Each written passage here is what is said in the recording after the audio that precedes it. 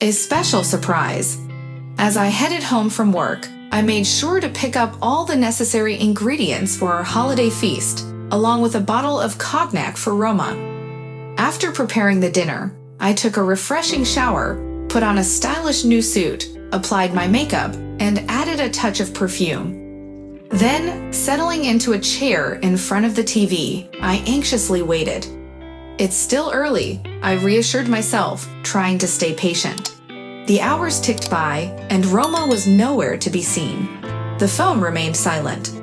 Yet, I held on to hope, yearning for something positive. By 10 o'clock, hope started to fade away.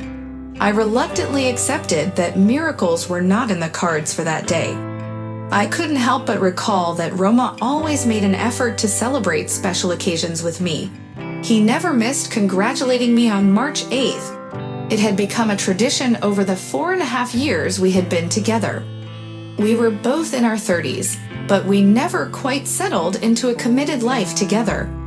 Both of us preferred the freedom of living without promises or responsibilities. It felt more comfortable that way. However, this type of open relationship had its ups and downs. The downsides outweighed the benefits. Firstly, we frequently argued over household chores and expenses for cultural events like theater or concerts. Secondly, trust was not always solid between us, leading to occasional bouts of jealousy. We loved each other, yet our relationship was riddled with constant conflicts. We even broke up several times, vowing that it was truly over. But without fail, after a couple of days, we would find ourselves back in our rented love nest. That's exactly what happened right before New Year's Eve. We had a heated disagreement about where to celebrate the occasion. Roma insisted on visiting his parents, and I called him a mama's boy and an egotist, which led to him storming out. He returned 3 days later with a giant teddy bear and a bag of groceries for my potential mother-in-law. "You can be so mean," he said, his brow furrowed, "but I can't be happy without you." "I feel terrible without you too," I admitted. "Let's stop fighting." "All right," he agreed finally. It didn't work out. The next fight occurred right on New Year's Eve, while we were celebrating at my friend Alla's country house. The place was filled with guests, and after midnight, everyone scattered throughout the house. Some danced, some dozed off, and others continued indulging in food. Roma belonged to the latter group, never one to enjoy dancing. I couldn't persuade him to join in this time either. Determined not to be bored, I decided to dance with my friend's brother, Max. However, Max had consumed a bit too much alcohol and was behaving a bit too boldly. He attempted to lift me up and showered me with ambiguous compliments. Roma pretended not to notice until Max leaned in to kiss me. That's when Roma intervened, approaching us and grabbing Max by the chest, inviting him out to the terrace. Max readily agreed. Sensing a potentially heated conversation, I stepped in the way.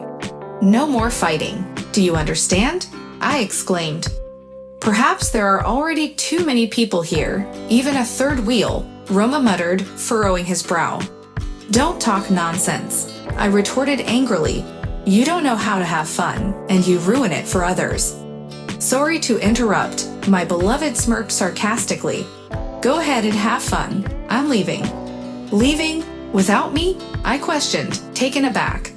"You seem perfectly fine without me," he sneered. Roma grabbed his coat and headed outside. I was left speechless. It was certainly not the ideal way to start the new year. "Varia, what's wrong?" Alla rushed over and asked. "Where is Ronka going?" "How should I know? He left me and walked away," I replied, biting my lip to hold back tears. "But there must be a reason." "There must be. He was jealous of Max." "Oh, silly. Max is like your brother. You've known each other since you were in diapers." "That's the thing, and Roma. I sobbed, resting my head on her shoulder.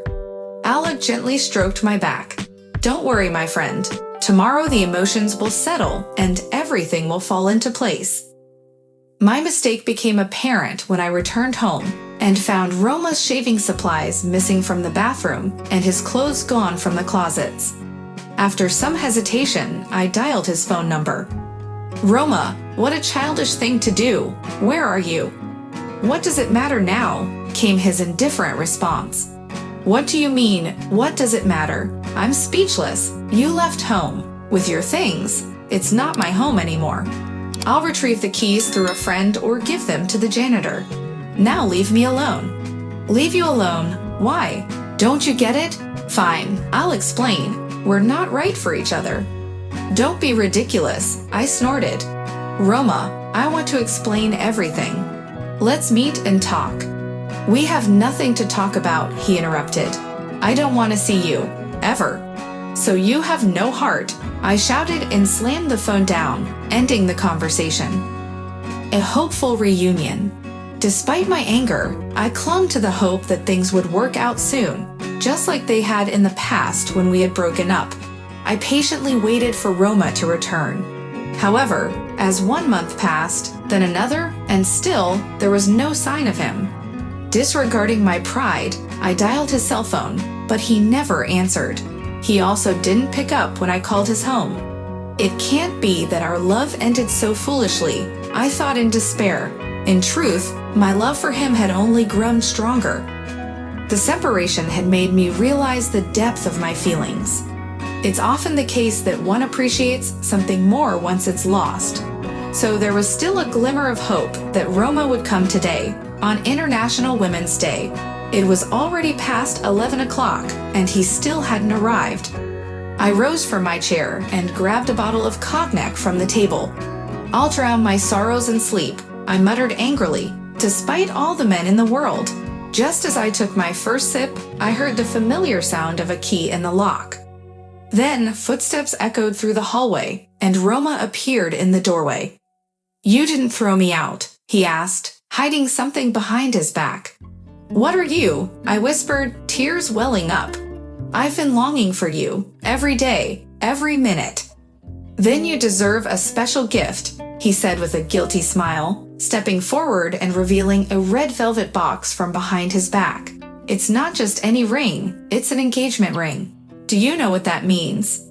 "I do," I laughed, tears of joy streaming down my face as I wrapped my arms around his neck. "It's not my appearance that evokes love within you. The chronicles of my life could captivate the imagination of a TV series creator. Let's begin with my childhood, where I stood tall among my peers, surpassing even boys who were typically shorter than girls. Over the years, I have grown to a height of 2 meters and 5 centimeters. Naturally, at the age of 5, I joined a volleyball club, which helped me maintain excellent physical fitness. Additionally, thanks to my parents, I possess blonde hair and captivating blue eyes, a combination that tends to attract attention from the opposite sex. However, every barrel of honey contains a few bitter drops. During my first grade year, our school faced a quarantine, and I unfortunately contracted mumps. As my mother recalls, it was not just an ordinary case of mumps, but rather a severe one. Consequently, my body suffered greatly. Though the memories of that time are hazy, I recall the frustration of being bedridden when my body was accustomed to constant movement. The challenges didn't end there. It might not have been solely due to the illness, but around the age of 7, I noticed that my physical attributes differed in size.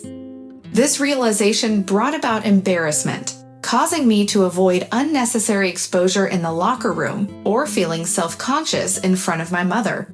Some might argue that such concerns were merely figments of a child's imagination, but they were genuine. As I entered puberty, I discovered that things weren't functioning as they should. Filled with shame, I mustered the courage to discuss this with my parents, who promptly took me to a specialist. The doctors provided no definite answers. While it fell within the lower range of the norm, apparently there is a range, it wasn't considered pathological. The reasons behind this peculiarity remain uncertain. It could be attributed to factors during intrauterine development, or perhaps the interference of mumps. There were also concerns regarding the duration of erections. However, the capacity for arousal exists, and the necessary channels function accordingly. It's simply a unique characteristic. Unfortunately, this anomaly requires extra caution when it comes to using regular condoms, necessitating heightened attentiveness. The reassurances from the doctors failed to alleviate my concerns, leaving me fearful of interacting with girls.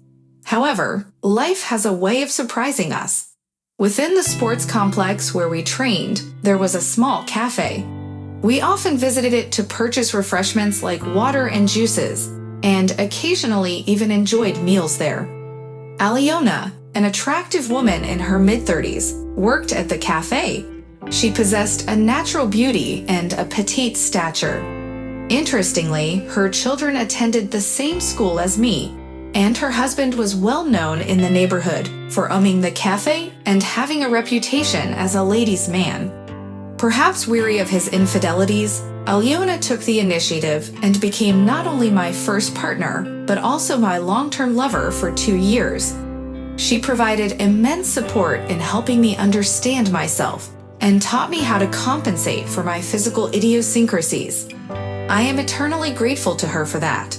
When she tragically passed away in a car accident alongside her intoxicated husband, I genuinely mourned her loss for several days. Time has a way of healing wounds.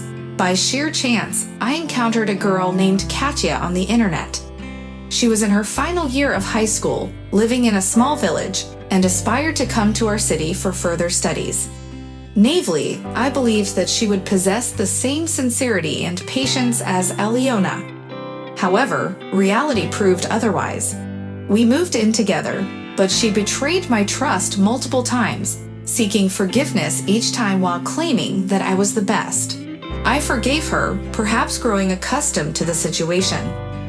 One day, I overheard her discussing my intimate struggles with a friend, and it became clear that our relationship could no longer continue. However, she beat me to the punch and confessed that she was pregnant with another man's child, declaring her intention to leave.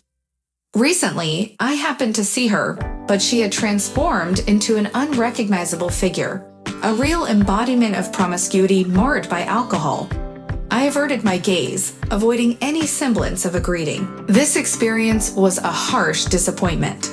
The belief in the tenderness and grace that Aliona had instilled in me shattered.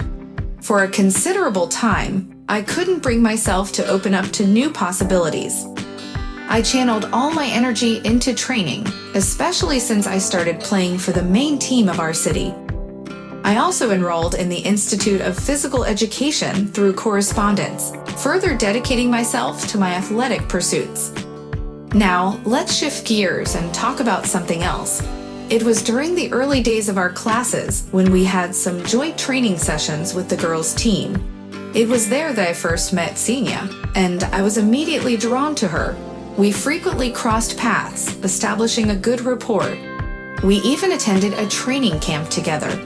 At that time, when we were both 16, one of our club's wealthy sponsors took an interest in Xenia. I couldn't help but feel a twinge of jealousy, although I tried to brush it off. In the end, things didn't work out between Xiosha and the wealthy sponsor. She had aspirations to continue playing, but he offered her the opportunity to relocate to another city as his mistress. Unsatisfied with that arrangement, she recognized her own worth, and that both intimidated and intrigued me. To this day, I can't quite fathom how I gathered the courage to approach her soon after everyone learned about their breakup. I wanted to uplift her spirits, and in a casual manner, I confessed my love for her. I fully expected her to lash out at me.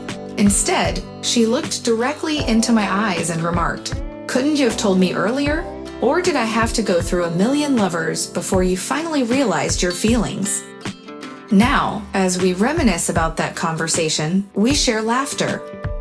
We compliment each other not only in bed, but also in life. On the court, we cheer each other on, understanding and respecting our shared choice, volleyball.